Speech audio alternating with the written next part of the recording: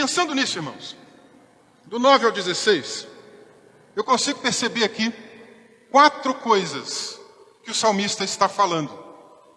Nesse trecho que a gente leu, do 9 ao 16. Só que nós precisamos pensar o seguinte, ele já tem uma linguagem meio poética. Já tem uma linguagem um pouco poética, que é uma música. Em segundo lugar, ele usa da questão do acrônimo, mais poético ainda. Ele tem uma intenção de ser poético, de ter uma linguagem diferente. E um outro detalhe, a poesia antiga do povo hebreu não é como a nossa. A nossa poesia termina com rimas. Para eles é mais importante, às vezes, ideias. E eu quero chamar a sua atenção para uma coisa muito importante. Um versículo tem uma ideia. No caso aqui do texto que a gente leu, tá? Não é todo o Salmo 119. Mas nesse pedaço, do 9 ao 16, ele faz isso. Versículo 9 tem uma ideia. Versículo 10 tem outra ideia. Versículo 11 tem a mesma ideia do versículo 9. Versículo 12 tem a mesma ideia do versículo 10. Depois a gente vai para um outro bloco. Versículo 13 tem uma ideia. 14 tem outra ideia. O 15 tem a mesma ideia do 13. E o 16 tem a mesma ideia do 14. Nós vamos perceber isso agora. Quero que você leia comigo com atenção, para ver a beleza das Escrituras e da intenção do salmista. Olha que coisa linda. Primeiramente, primeiro tema, são 4. Primeiro tema que o salmista fala aqui com relação à palavra de Deus. A palavra de Deus é o caminho para a santidade. E nós encontramos isso nos versículos 9 e 11. Preste atenção comigo, versículo 9. De que maneira poderá o jovem guardar o seu caminho puro? E ele responde, observando segundo a tua palavra. Olha o 11. Guardo a tua palavra no meu coração, para não pecar contra ti. O tema é o mesmo. O salmista está preocupado aqui com o sentido de que a palavra de Deus é um instrumento de Deus, é o meio de Deus para nos mostrar o caminho de santidade, para nos mostrar o como nós devemos viver. Irmãos, o apóstolo Paulo disse que nos últimos dias algumas pessoas não ficariam satisfeitas com a palavra de Deus. Ele disse que nos últimos tempos algumas pessoas sentiriam comichão nos ouvidos, coceira nos ouvidos. Quando alguém pregasse a mensagem da verdade, o evangelho, algumas pessoas iam ficar com os ouvidos doendo. Algumas pessoas iam ter dificuldade de aceitar essa mensagem. Nós estamos vivendo tempos assim. E aí o apóstolo Paulo diz, eles vão levantar para si mestres. Meus irmãos, nós estamos em dias que as pessoas estão levantando para si gurus, intérpretes, pessoas que não têm compromisso com as Escrituras. Pessoas que estão querendo dizer para todo mundo, não, isso aí não tem problema nenhum, pode viver assim, pode viver de outra maneira. Mas o salmista está mostrando, não, a maneira pela qual nós encontramos a santidade de vida está na palavra de Deus. Não está no tratado do fulano de tal, não está no livro do outro. Não está, de repente, na ideologia que a gente encontra por aí afora. O caminho está aqui nas Escrituras. Como é que o jovem, ele pergunta, pode ter o seu caminho puro, a sua vida pura, o seu andar puro? E eu até acrescento mais, não é só o jovem, obviamente, mas todos nós, crianças, jovens, adultos, pessoas da terceira idade. Como é que o ser humano pode viver melhor? Pode ter uma vida pura, observando a palavra de Deus. Inequivocamente, essa é a resposta para todos nós. Como é que nós podemos ter uma vida de retidão, de santidade? Observando a palavra. Pois se esse é o caminho, o salmista diz no versículo 11, então eu vou guardar a palavra de Deus no meu coração, para não pecar contra o Senhor. Eu quero ter ela bem guardada. E coração aqui, gente, não é a emoção. A gente é brasileiro. Coração para a gente é emoção, é sentimento. Coração para o povo antigo aqui é isso aqui, ó, cabeça, intelecto, razão. Então quando ele está dizendo, guardei a tua palavra, ou guardo a tua palavra, no meu coração, ele está dizendo, na minha mente, eu memorizo ela, eu aprendo ela, eu quero aprender essa palavra, quero memorizar, quero conhecer, quero entender.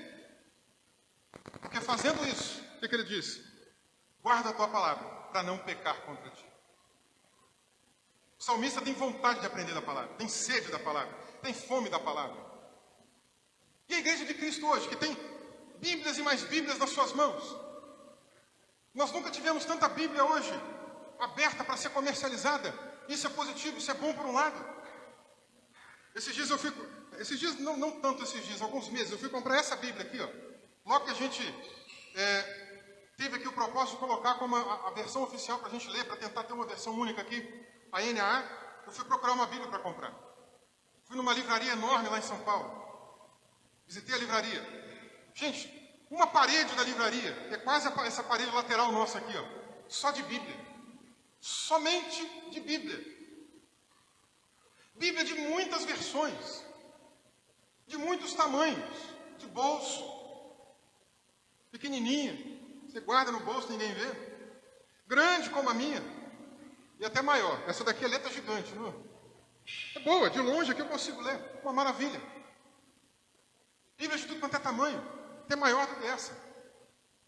Bíblia de capa dura, Bíblia de capa normal, Bíblia com a capa colorida, Bíblia com a capa preta, Bíblia com a capa marrom como a minha, vinho, cores variadas, temáticas, Bíblia da Reforma, Bíblia dos reformadores, Bíblia do estudante, Bíblia da mulher, Bíblia do homem, Bíblia do pregador, Bíblia de aplicação pessoal, Bíblia do sei mais de quê, Bíblia de John Wesley, Bíblias e mais Bíblias. Mas a questão é, temos lido a Bíblia? Será que a sua Bíblia fica aberta na sua casa? No Salmo 91? Tem pessoas que têm essa crendice. Coloca lá o Salmo 91 aberto, como se fosse proteger de algum mal. E mentira. Lá em Mateus capítulo 4, Jesus foi tentado por Satanás e ele usou o Salmo 91. Então quem acha que o diabo tem medo do Salmo 91, ele pegou o próprio Salmo 91 e tentou enganar Jesus. Temos muitas Bíblias, mas a questão é, estamos lendo a Bíblia, irmãos? Estamos lendo? Há alguns lugares que as pessoas não têm Bíblia. Há alguns povos que estão sendo evangelizados, que não existe Bíblia.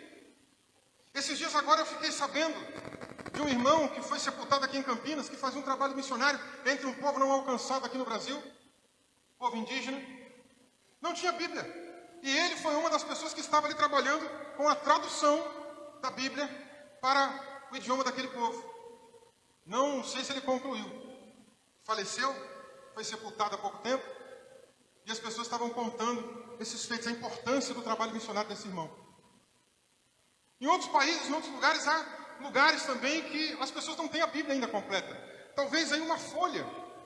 Tem lugares que as pessoas estão traficando Bíblia, porque não pode chegar, é proibido. Tem países que proíbem o cristianismo.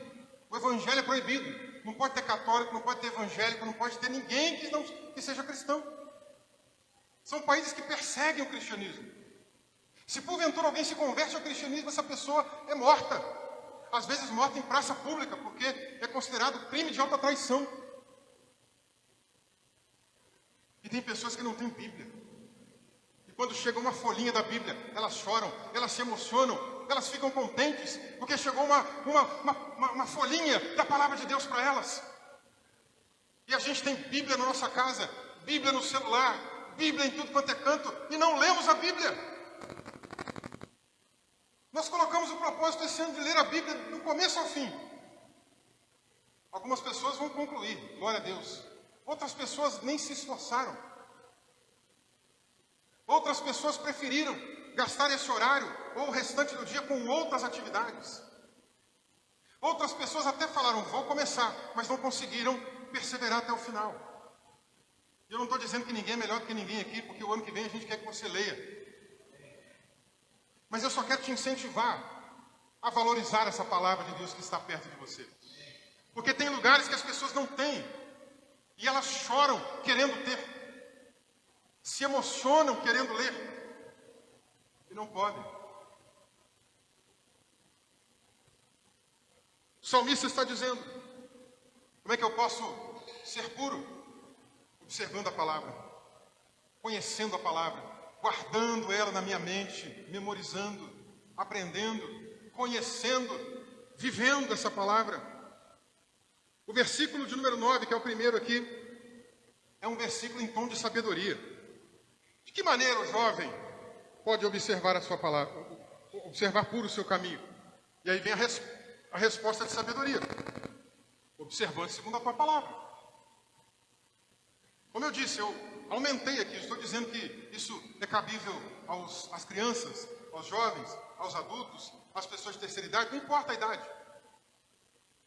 Mas talvez o salmista esteja pensando naquele momento da nossa vida, que nós estamos mais à flor da pele, que a gente acha que é imbatível, a gente acha que é insuperável, a gente acha que é invencível, a gente acha que dá conta de fazer tudo. Aquela época que a gente acha que nada vai nos parar, que a gente não tem medo de absolutamente nada. E às vezes a gente também é corajoso até para pecar, para fazer mais coisas. E talvez numa idade um pouco mais madura, a gente evite determinadas práticas. Não que chegando na maturidade da idade, a pessoa pare de pecar. Não. Salomão mesmo disse, não há quem não peque.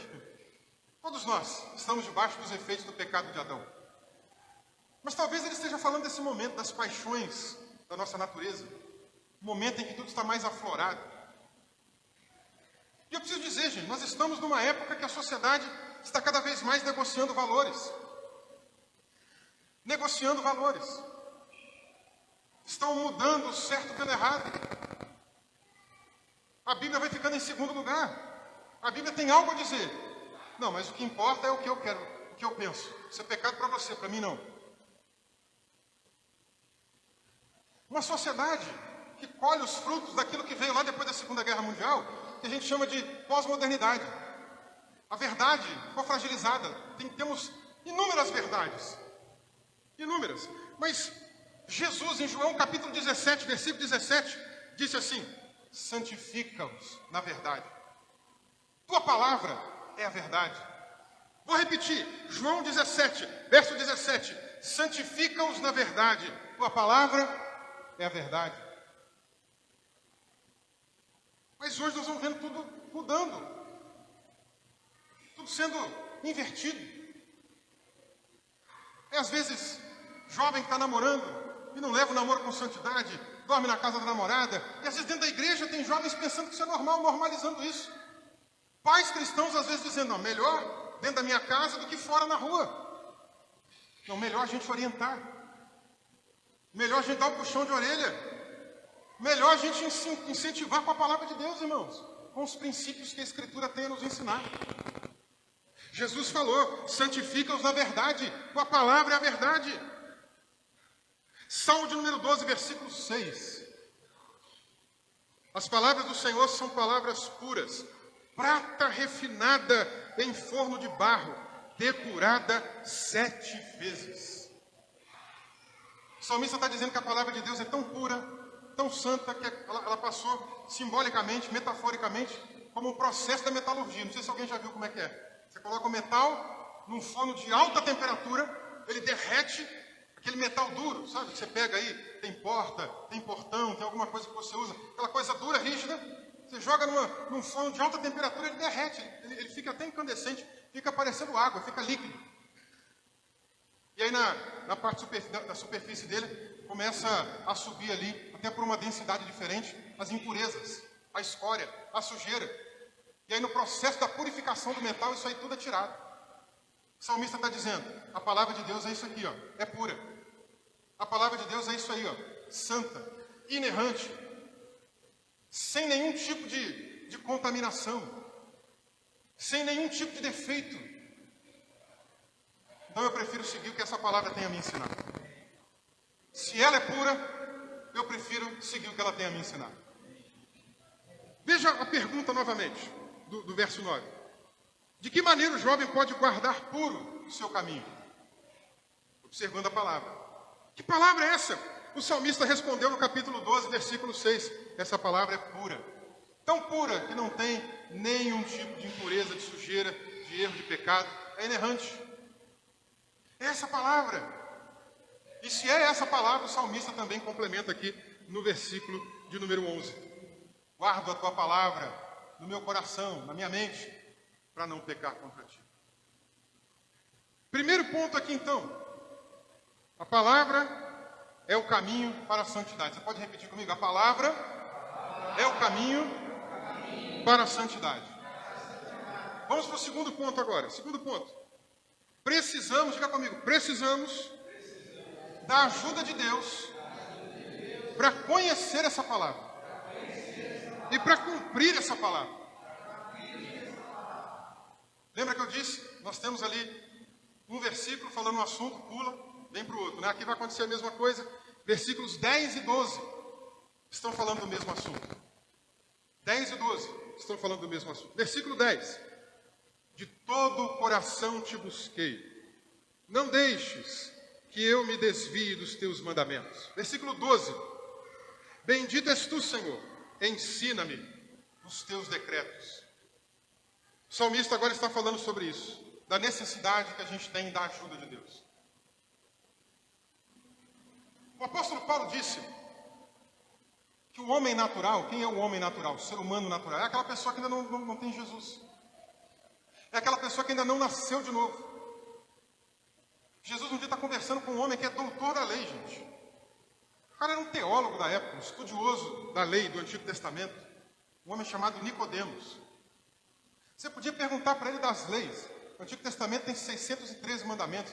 Podia perguntar para ele, Nicodemos, e o mandamento tal? Ele ia saber falar alguma coisa sobre aquilo. Era um doutor da lei.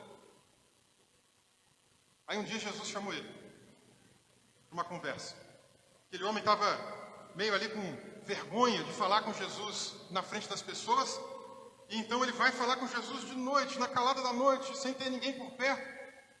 E aí Jesus falando com ele, diz para ele o seguinte, Nicodemos, você quer entender mesmo essa questão de ser salvo, que é a pergunta que Nicodemos faz para ele? Você precisa nascer de novo, nascer do alto, senão você não vai entender. Veja, Nicodemos, doutor da lei, não entende. Não entende, porque não era nascido de novo ainda, não era regenerado ainda, não tinha experimentado essa graça de Deus ainda. E ele pergunta para Jesus, mas Senhor, como é que eu vou voltar no ventre da minha mãe? Eu já sou velho. Como é que eu vou nascer outra vez? Ele entendeu que Jesus estava falando literalmente. Porque o jeito que se pode traduzir ali, pode ter uma metáfora biológica, como a gente fala, né? De nascer mesmo biologicamente. Só que o texto também pode significar nascer do alto. Quando ele fala para Nicodemos, você tem que nascer do alto, Nicodemos não entende. Ele fala, como é que eu posso nascer de novo? Como é que eu posso voltar no ventre da minha mãe? Mas sabe por que acontece isso? Porque as coisas de Deus não podem ser discernidas, diz o apóstolo Paulo, pelo homem natural, pela mente do homem natural. A pessoa que não nasceu de novo não consegue entender a Bíblia, não, gente. Não consegue entender os preceitos de Deus mesmo, não. Eu contei agora, quinta-feira, a gente fez um culto na casa de uma das nossas irmãs, e eu contei, eu não era cristão ainda, tinha o meu sonho de jogar basquete, cheguei a fazer alguns testes, passei naqueles testes, tinha de tudo para seguir a carreira profissional de atleta, jogador de basquete. Jogava bem, mas não deu certo. Eu fiquei muito triste, fiquei muito frustrado com aquilo. E aí, eu lembro que um dia, eu fiz um último teste no time em Belo Horizonte, um time profissional, e eu fui fazer o teste com o pessoal adulto, mas a minha categoria era inferior. Na época não era por idades, né? Era uma categoria, não era uma única idade. Hoje é sub 16, 17, 18. Antes eram 3 anos seguidos ali juntos, né? Então era infanto-juvenil, juvenil, adulto. E a minha categoria era infanto-juvenil. Pegaria ele de 15 a 18 anos, mais ou menos. E eles juntaram o meu pessoal com os adultos. E um amigo meu foi fazer o teste também. Um amigo meu que não jogava tão bem, foi fazer o teste, só que ele era mais novo. Então ele foi fazer o teste com o pessoal do juvenil. Aliás, do infanto-juvenil. Juvenil era eu. Fazer do infanto-juvenil. Resultado, eu passei no teste. Meu amigo também passou. Mas não tinha vaga para eu ficar lá. Vaga, eu digo, de alojamento. Meu pai estava desempregado, não tinha condição de ser bancado, de ficar lá, não tinha patrocínio, não tinha ninguém que pudesse me ajudar. Acabou não dando certo. Fiquei muito triste. Muito triste. E um dia, quase entrando numa depressão, eu abri a gavetinha do criado do lado da minha cama, peguei uma biblinha azul, aquela, só tem o Novo Testamento, só uns provérbios. Fui tentar ler. De tão triste que eu estava. Fui tentar ler. Eu li. Vou dizer para você, não entendi nada. Nada. Nada. E vou te dizer por quê. Porque o homem natural não consegue entender as coisas que são do Espírito do Senhor. É isso que Paulo ensinou. A pessoa que não nasceu de novo não vai conseguir entender. Mas quando alguém experimenta esse novo nascimento, gente, a coisa muda. O entendimento começa a chegar. Basta a gente ter vontade de aprender. Basta a gente ter o empenho, o esforço. Veja, o salmista, ele diz aqui então no versículo 10, de todo o coração te busquei. A questão que eu pergunto é, você tem também se esforçado para buscar o Senhor de todo o teu coração? De todo o teu coração você tem lido a Bíblia? De todo o teu coração você tem se colocado diante do Senhor para aprender a palavra dele? O salmista reconhece que sozinho ele não consegue. Precisa da graça de Deus. Ele continua, não deixes que eu me desvie dos teus mandamentos. Eu estou aprendendo da tua palavra, Senhor, mas me guarda, me protege. Não deixa eu cair, não deixa eu pecar.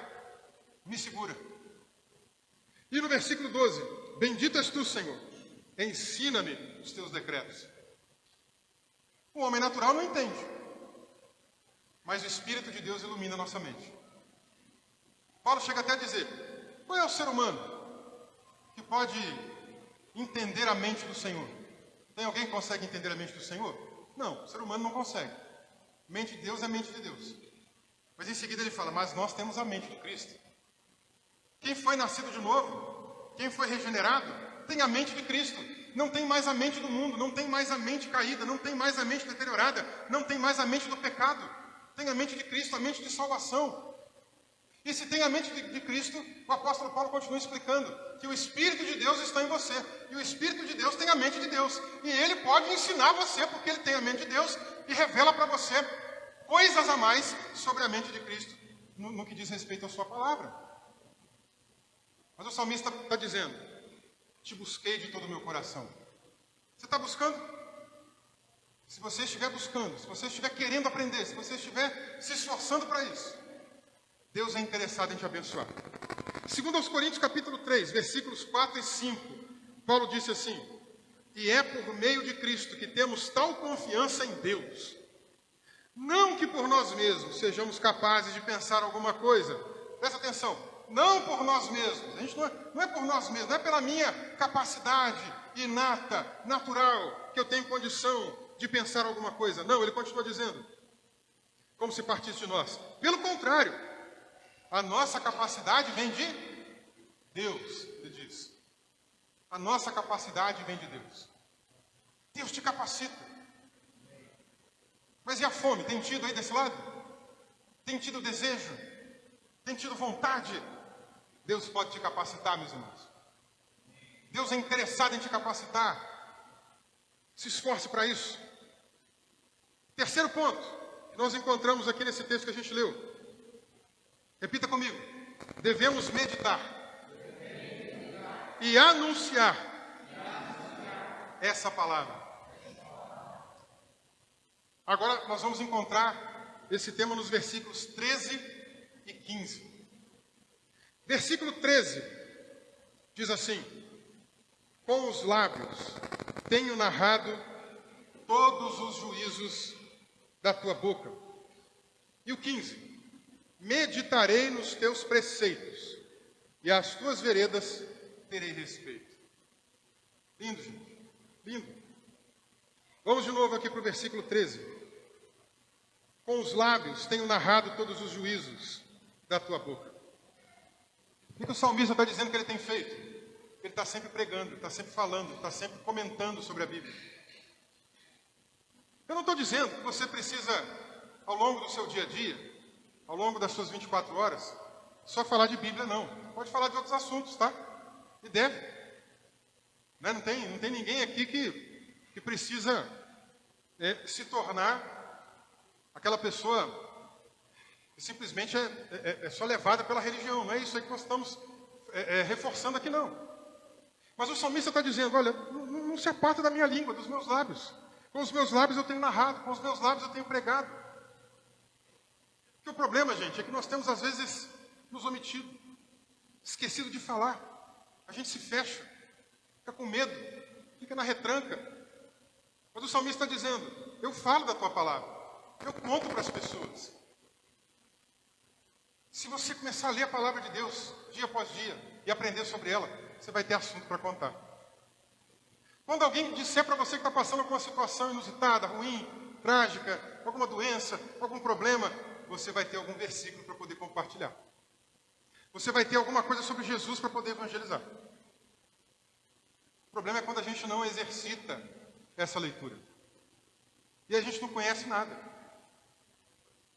Sabe aquele texto que Jesus diz assim, não precisa ficar com medo, abra sua boca, o Espírito Santo vai capacitar o que você tem que dizer? Pois é, gente, aquele texto não tem nada a ver com isso aqui. Aquele texto tem a ver com prisões, com perseguições, com crentes que estão indo para a prisão, com crentes que estão sendo presos porque são crentes. E as autoridades vão dizer assim, você é crente, você tem que ir para a prisão, você está anunciando Jesus, você está criando desordem. E Jesus está falando, não precisa ficar com medo. Quando você estiver diante dos juízes, dos magistrados, das autoridades, fica tranquilo. Fala, o Espírito Santo vai te capacitar. É isso que ele está dizendo.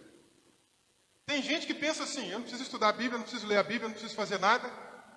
Só eu abrir a boca, que Deus vai sair falando aí comigo e através de mim. Não exatamente. Jesus também chegou a dizer que o Espírito Santo seria enviado, ele nos lembraria acerca das coisas que o Senhor tem nos ensinado. Nos lembraria. Como é que eu vou lembrar de uma coisa que eu nunca li? Como é que eu vou lembrar de uma coisa que eu nunca estudei, que eu nunca aprendi? Não tem como. Deus pode até, pelo milagre, pela graça, pelo poder, dar uma revelação, é diferente. Mas Deus não quer crente preguiçoso. Deus quer que a gente leia, Deus quer que a gente aprenda. E aí quando você estiver falando com alguém de Jesus, falando da palavra, tem muita coisa na sua mente aí guardada. Imagina que dentro da sua mente, não sei se vocês já viram aquele arquivo enorme assim, de prefeitura, de algum órgão público, né? Cheio de gaveta. A sua mente é como se fosse isso, cheio de gaveta lá dentro. Do consciente, do subconsciente, de um monte de coisa. Aí você está pregando para alguém, e tem um negócio arquivado, guardadinho, tem muito tempo que você não fala daquilo. Você nem lembra mais, mas você já leu. De repente é naquela hora que você vai precisar daquele recurso, daquele arquivo que está guardado. E o Espírito Santo vai lá dentro de você, ó, abre, ele conhece o arquivo todo. Ele vai lá e abre. Toma aqui, ó. E é ali que você entrega a palavra que precisa ser entregue. Semana passada não deu tempo de eu pregar o finalzinho do texto que a gente leu. Mas o texto que a gente leu, estava lá assim, ó. Que os homens considerem vocês despenseiros dos mistérios de Deus. É exatamente isso aqui. O que é um despenseiro? É um administrador. É alguém que cuidava do estoque. Um estoquista, um analista de estoque, um almoxarife. Nós somos pessoas que têm o estoque da palavra de Deus, do mistério de Deus. Tem momentos que você está ali pregando, falando. É mistério para a pessoa que está de lá, para você já não é mais. E você está em Cristo e o Espírito Santo está iluminando a sua mente. Deixou de ser mistério, mas para outra pessoa ainda é mistério. E na hora que você está ali falando, o Espírito Santo vai lá no arquivo, ó, e pega a palavra, e pega o mistério, e te entrega o mistério. E você é um despenseiro do mistério. E entrega o mistério para a pessoa. E guarda o mistério de novo dentro do arquivo. Somos despenseiros dos mistérios de Deus. O salmista está dizendo, de novo, vou reler aqui.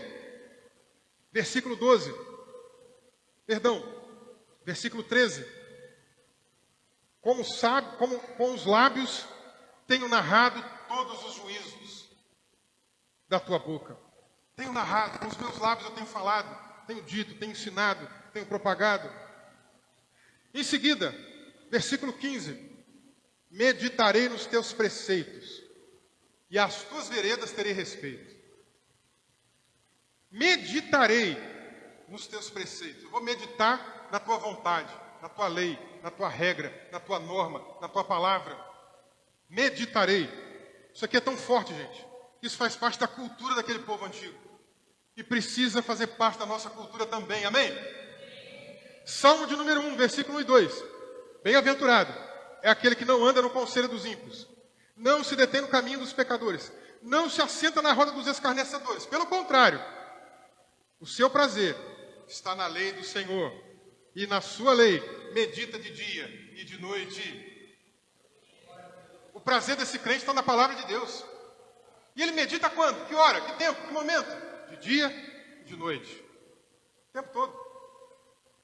Não quer dizer que você está o dia inteiro com a Bíblia aberta lendo ela, não. Quer dizer que você está meditando. Você leu, você está refletindo, você está pensando. Tem dia que eu vou dar aula. Dou aula, aí volto. Quarta-feira de noite eu volto de São Paulo, dei aula.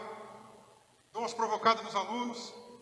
E volto meditando, volto pensando. Não estou lendo, eu estou lá eu estou no carro dirigindo, como é que eu vou abrir a Bíblia e ler? É perigoso, não posso. Mas eu estou meditando. Ou nesse período agora da leitura bíblica. Quantas vezes eu voltando de São Paulo, abria a sala, entrava junto com os irmãos liam. Às vezes eu já tinha lido antes, mas eu ficava meditando. Eu ia ouvindo e meditando. Podemos parar de pensar na palavra. O salmista está dizendo aqui, ó, o prazer do servo de Deus, da serva de Deus é o quê? Meditar nessa lei, meditar nessa palavra, de dia e de noite. Josué, capítulo 1, versículo 8. Não cesse de falar do livro desta lei. Tem a ver até com o versículo anterior, né? Com os meus lábios eu falo da tua lei. Não cesse de falar desse livro, dessa lei. Pelo contrário, ele continua. Medite nele. Igual o salmista, medite nele. De dia e de noite. Para que você tenha o cuidado de fazer segundo tudo que nele está escrito. E então você fará prosperar o seu caminho e será bem sucedido. Medite nele de dia e de noite. A palavra de Deus tem que estar no teu coração, irmão. A palavra de Deus tem que estar na tua vida. Não basta só dizer, eu sou crente, vou na igreja, leio a Bíblia aqui quando pede para abrir. Não, leia. A Bíblia não é para ficar carregando debaixo do braço também, não. Para abrir, leia. O versículo termina assim. Dos teus testemunhos. Perdão, versículo 15, na verdade. E as tuas veredas terei respeito. O que ele está dizendo? Que ele tem respeito pela palavra do Senhor. Tem temor na lei do Senhor. Medita nela de dia e de noite. Ele tem respeito, ele respeita isso aqui. Ó. Isso aqui não é um objeto qualquer.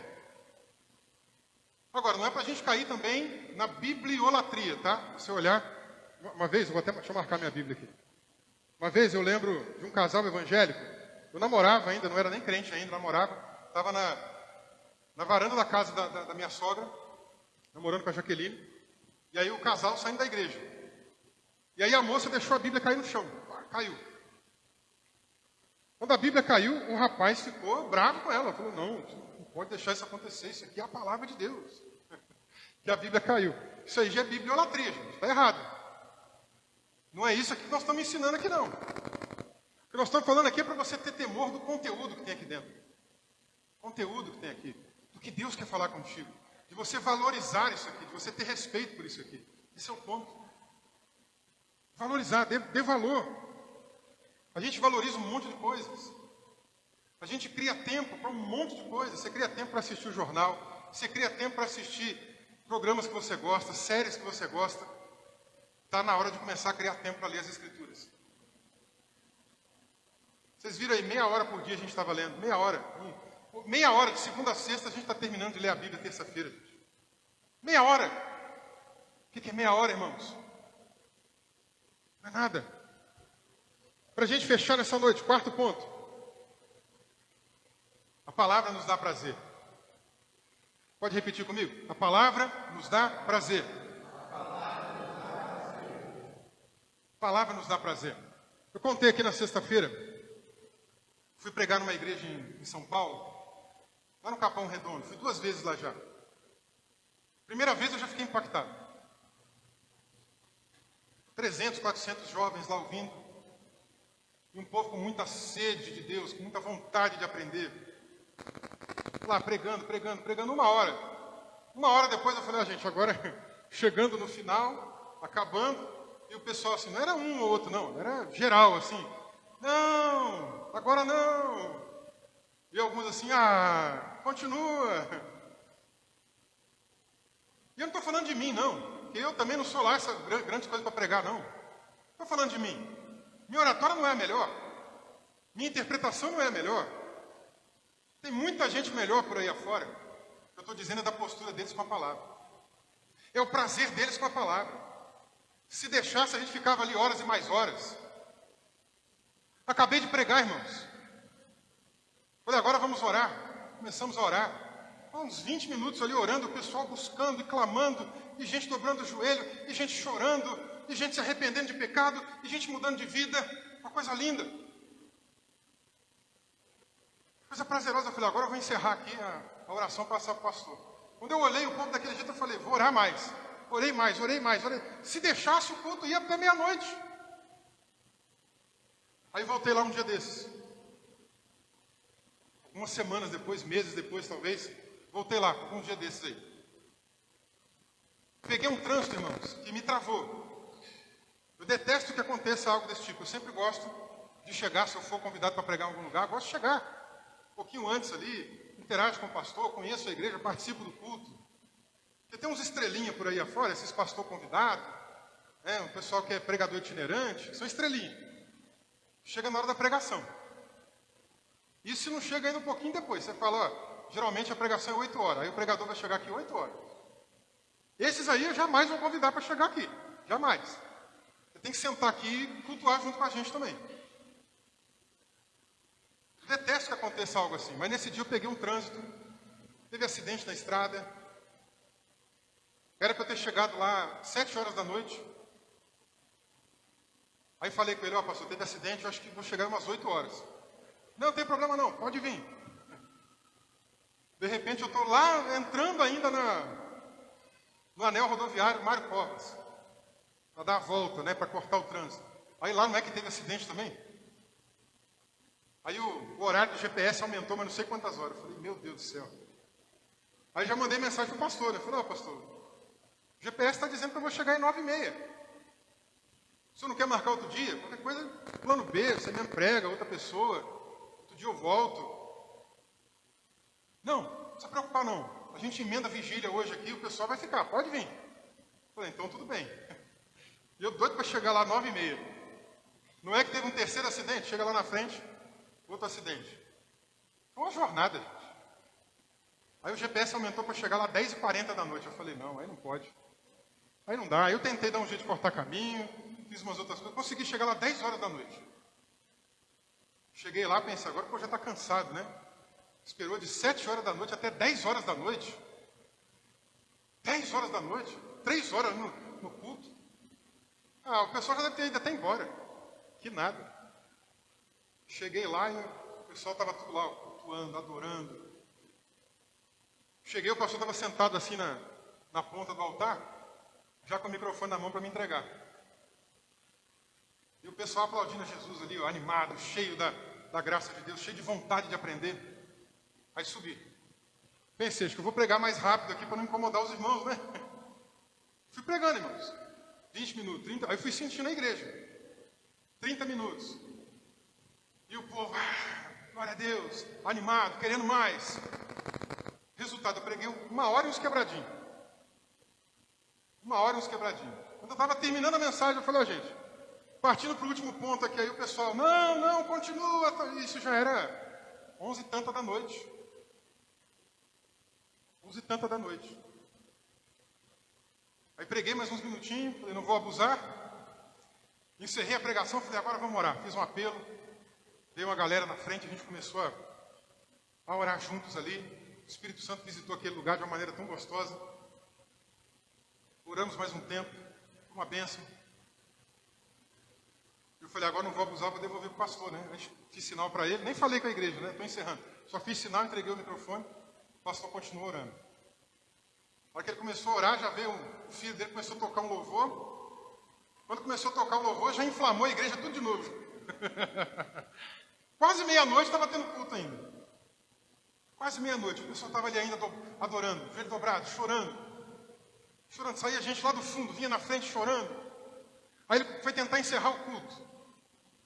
Vamos encerrar o culto e tal. O povo não parava de orar não, gente. Parava de orar. Ele entregou a bênção apostólica. E o povo continuou orando, e adorando, e clamando, e buscando ao Senhor. A palavra de Deus nos dá prazer. Você tem tido prazer? Ou o dia que a mensagem estende mais um pouquinho, você fica assim, podia estar em casa agora descansando, podia estar em casa agora vendo jornal, podia estar em casa agora jantando, podia estar em casa agora fazendo tal coisa. Como é que fica o seu ânimo aqui? Quando você está ouvindo a mensagem, quando você está ouvindo a palavra do Senhor, você tem prazer? No Salmo de número 1, o que o salmista disse? Antes o seu prazer está na lei do Senhor. Onde é que está o seu prazer? Seu prazer está na televisão, na comida, no descanso, no sono, no trabalho? Ou o seu prazer está nas coisas de Deus? Nós estamos numa série que diz respeito a exercícios espirituais, irmãos. E a gente quer ver vocês aí animados com isso, cheios desse vigor, dessa fome. Versículos 14 e 16, partindo para o encerramento, o salmista diz assim no 14: mais aqui não é aquela, não é mas, porém, é mais, de adição, tá? Mais me alegro com o caminho dos teus testemunhos do que com todas as riquezas. E aí, você está se alegrando mais com o quê? Nesse momento, seu coração está mais alegre com o quê? O que mais queima no teu coração? Versículo 16: terei prazer nos teus decretos, não me esquecerei das tuas palavras. Terei prazer na tua palavra, Senhor, na tua lei, nas tuas ordenanças, e não vou me esquecer dela, não. Me esquecer em que sentido? Porque ele, de novo, né, está dizendo: vou memorizar, vou ler, vou estudar, vou aprender, vou guardar no meu coração, na minha mente. Salmo 19, versículo 9 e 10. Juízos do Senhor são verdadeiros, e todos igualmente justos. São mais desejáveis do que o ouro, mais do que muito ouro depurado. E são mais doces do que o mel e o destilar dos favos. Deixa eu falar um negócio para você: ganhar dinheiro é bom, não é? Quando chega o dia do pagamento, e cai o dinheiro na sua conta, você fica feliz? Só eu que fico feliz, gente? Quem mais fica feliz aí? Bateu o dia do pagamento, caiu o dinheiro na conta, você fica feliz? O salmista está dizendo: eu fico mais feliz com a lei de Deus. Comer é bom, gente? Comer é bom? Eu gosto de comer. Quem gosta de comer aí? Deixa eu ver. Quem gosta de comer? Aquele dia que você está com fome. Está com fome, chega em casa, pode ser a comida mais simples: arroz, feijão e ovo. Mas você está com fome, você come aquilo ali com prazer danado, é ou não é? Sim ou não? Comer é bom, sim ou não? Sim. Mas o salmista está dizendo: a tua palavra é muito melhor, muito mais doce, muito mais agradável, muito mais prazerosa do que o mel, do que o destilar dos favos. Sobremesa é bom, né? Doce. Todo mundo gosta de um docinho. Ele está dizendo: é mais gostoso do que uma sobremesa. Salmo 119, versículo 103. Quão doces são as tuas palavras ao meu paladar, mais que o mel à minha boca. A palavra de Deus é um alimento que dá prazer para a gente. Eu quero te desafiar a ter esse prazer. Nós somos um povo de tradição wesleyana. Para fechar, eu só quero fazer uma citação. Nesses dias aqui de reflexão sobre os exercícios espirituais, eu estou sempre trazendo alguma coisa da nossa tradição também.